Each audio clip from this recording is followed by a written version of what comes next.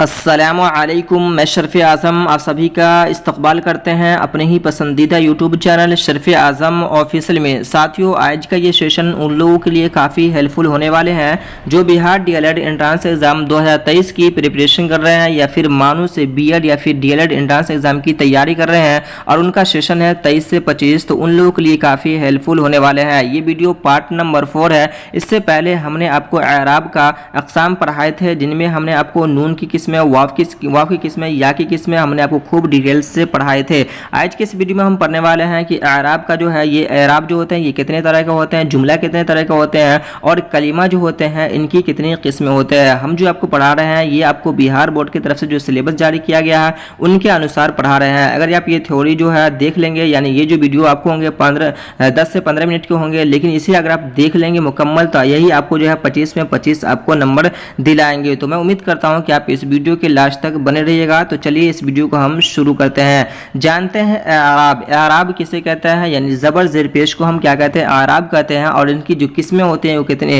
ये जो होते हैं कितने तरह के होते हैं, ये 8 तरह के होते हैं। ये कितने तरह के होते हैं, 8 तरह के होते हैं। डायरेक्ट आपको एग्जाम में पूछा जाता है कि एराब की कितनी किस्में होती हैं। तो एराब की जो किस्में होती हैं वो 8 होती हैं। कौन कौन होती हैं, ज़बर ज़ेर पेश, उसके बाद हो जाएंगे आपको सुकून यानी जज्म, मद, तशदीद, तनवीन और वक्फ हो जाएंगे। इसी तरह से आपको डायरेक्ट एग्जाम में यह भी पूछा जाता है कि बताइए कि जिस हर्फ पर ज़बर हो उसे हम क्या कहते हैं, या फिर ज़बर का दूसरा नाम क्या होता है। इसे आप अच्छी तरीके से याद कर लेंगे। जो लोग पीडीएफ ले लिए हैं वो लोग इसे अच्छी तरीके से याद करवा लेंगे, या फिर आप इसे प्रिंट आउट करवा के याद कर लीजिएगा।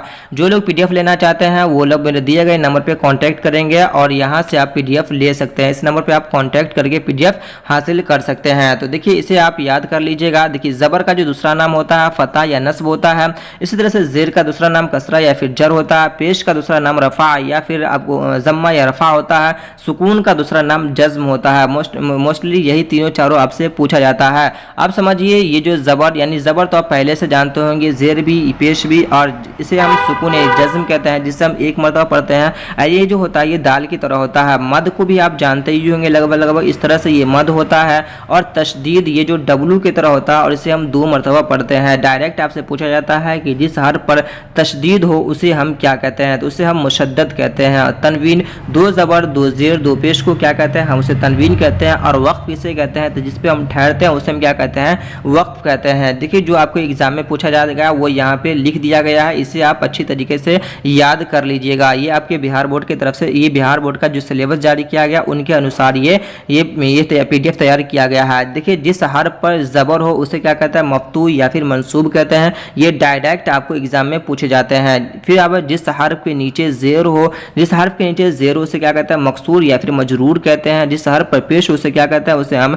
मज़मूम या फिर मरफ़ू कहते हैं। जिस हर्फ पर जज़्म हो उसे मजज़ूम कहा जाता है, उसे क्या कहा जाता है, उसे मजज़ूम कहा जाता है। और जिस हर्फ पर मद हो उसे ममदूदा कहा जाता है। और जिस हर्फ पर तशदीद हो उसे मुशद्दद कहते हैं। और जिस हर्फ पर वक्फ हो उसे क्या कहते हैं, उसे हम मौकूफ़ कहते हैं। क्या कहते हैं, उसे हम मौकूफ़ कहते हैं। आप समझिए मखरज, मखरज जो है इससे आपको एग्जाम में क्वेश्चन तो नहीं पूछे जाएंगे, लेकिन फिर भी इसे आप याद कर लीजिएगा। अलिफ से लेकर या तक जो हर्फ होते हैं, ये जो मेरे मुंह से जो बोली निकलते हैं उनके जो मकाम होते हैं वो 4 जगह से जो है ये आवाज़ें, यही 4 जगह से हर्फ जो है ये अदा किए जाते हैं। सबसे पहले जो हर्फ है वो हुर्फ़ हलक़ी हो जाएंगे, जो कि हलक से निकाले जाते हैं। और हुर्फ़ खनकी जो कि तालु से निकाले जाते हैं। और हुर्फ़ इस्नाई जो कि आपके दांत से निकाले जाते हैं। और हुरूफ़ शफ़वी, यहाँ पे काफ जो है ये प्रिंट किया गया है, प्रिंट हो गया है, तो इसे काफ को आप जो है नहीं पढ़िएगा, हुरूफ़ शफ़वी पढ़िएगा, जो कि आपको होठ से निकाले जाते हैं। यहाँ पे कुछ हर्फ आपको दिए गए हैं जो कि हलक से कौन कौन हर्फ निकाले जाते हैं। उसी तरह से आपको होठ से, दांत से और फिर तालु से कौन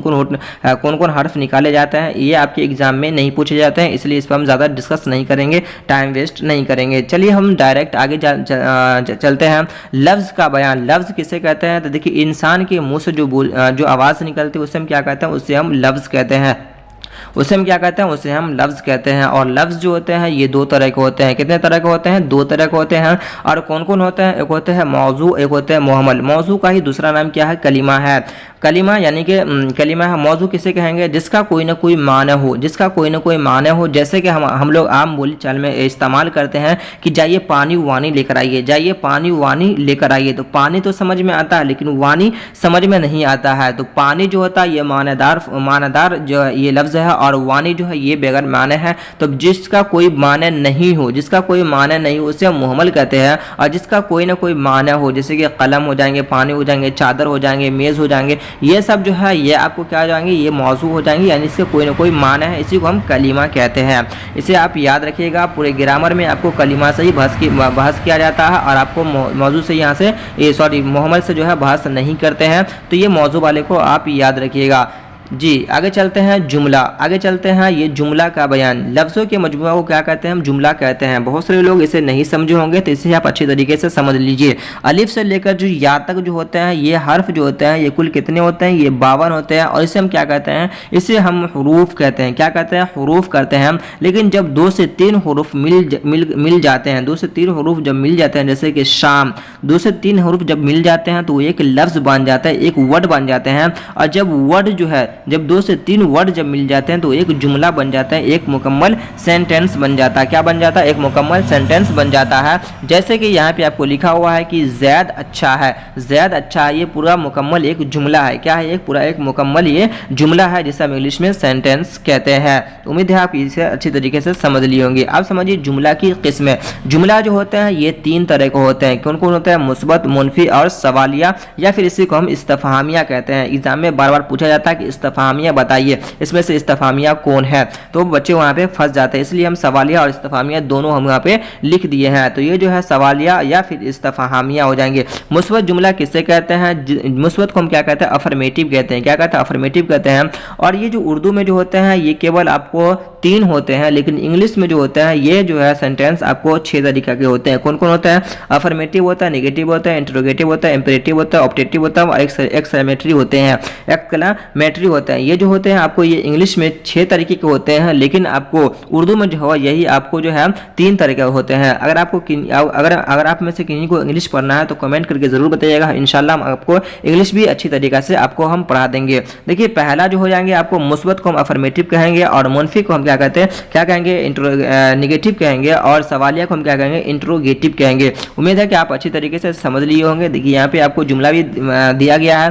फातिमा वक्त पर स्कूल जाती है, ये जो हो जाएंगे अफर्मेटिव की मिसालें हो जाएंगे। इस तरह से आपको फातिमा स्कूल नहीं जाती है, ये जो आपको इंटरोगेटिव नेगेटिव के हो जाएंगे। और इसी तरह से क्या फातिमा वक्त पर स्कूल जाती है, ये आपको इस्तफहामिया यानी कि आपको इंटरोगेटिव के मिसालें हो जाएंगे। नॉट इसमें लगा हुआ है इसीलिए ये नेगेटिव हो जाएंगे। ये आप अच्छी तरीके से पहले से ही जानते होंगे। अब चलिए समझते हैं मौजू।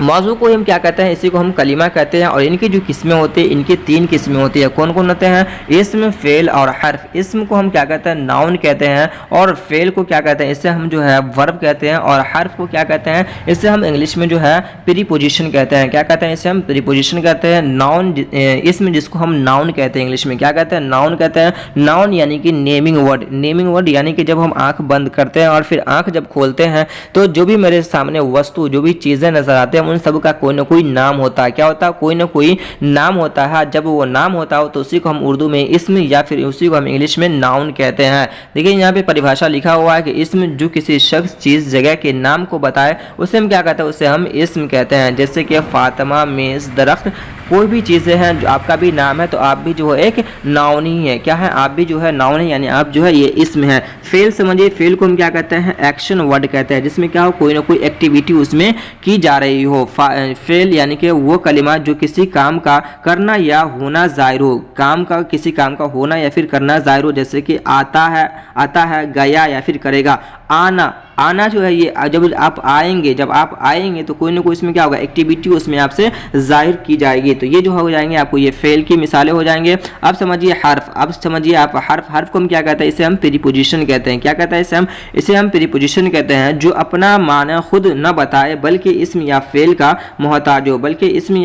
मोहताज हो। जैसे कि देखिए यहाँ पे लिखा हुआ है पर मैं का की वगैरह जो है ये जो है आपको हर्फ की मिसालें हो जाएगी। इस चीज़ को आप समझने के लिए यहाँ पे जुमला दिए गए हैं, उस जुमले को समझिए। जी यहाँ पे लिखा हुआ है लड़की ने आम खाया, लड़की ने आम खाया। अगर यहाँ पे से ने को अगर हम हटा देंगे तो क्या हो जाएगा, लड़की आम खाया।